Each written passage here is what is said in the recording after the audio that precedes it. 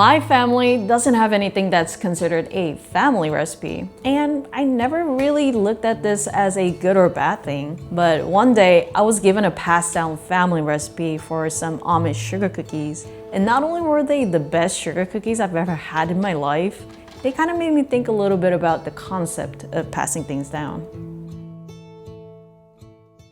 The recipe was shared with me about a year ago from our friend's mom, who got it from her mother-in-law, who got it from her mother, and, well, how far it was handed down before that, we can only imagine.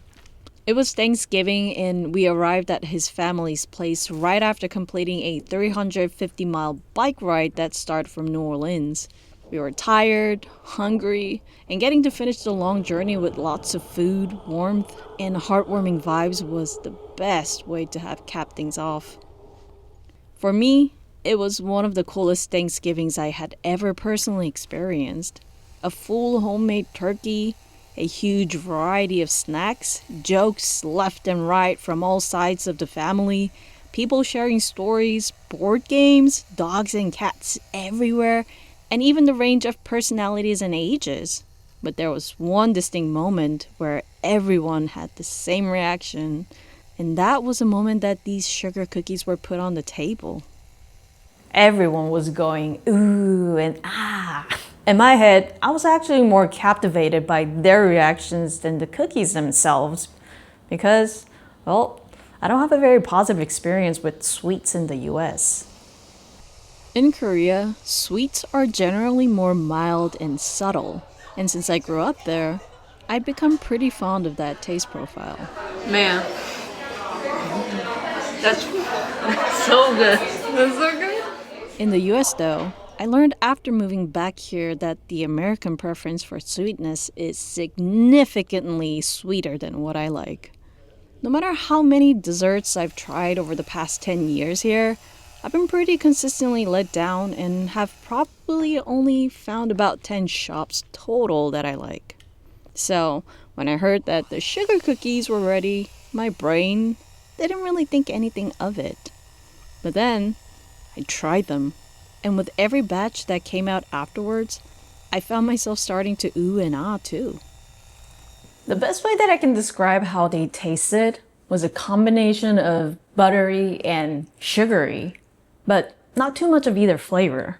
So strong, but still mild. And because they had just come out of the oven, they also had this really nice, almost disintegrating feeling on your tongue. And I'm not talking about the kind where the cookie is so mushy that it just completely falls apart.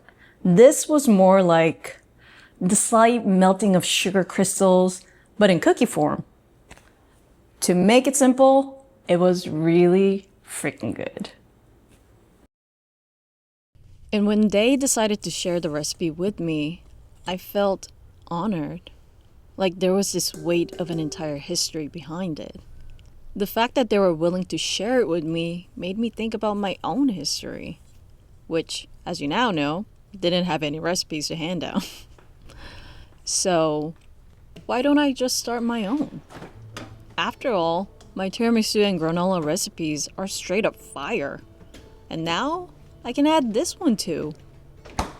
But instead of stopping at recipes, I kind of thought, couldn't the things that I make work too? Like my woodworking projects, or the ceramics that I'll one day get to, and all of the other things that I want to try too.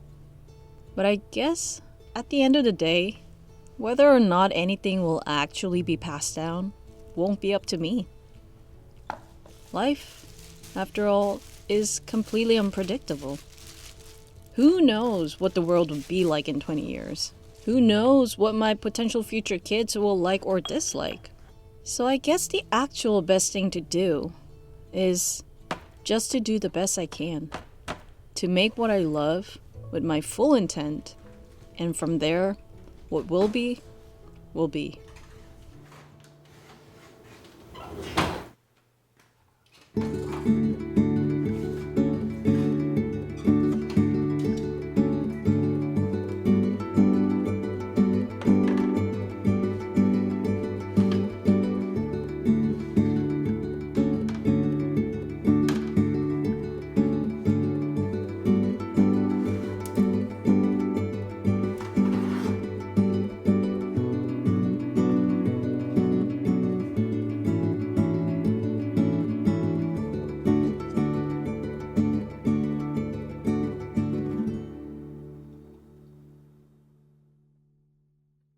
All right.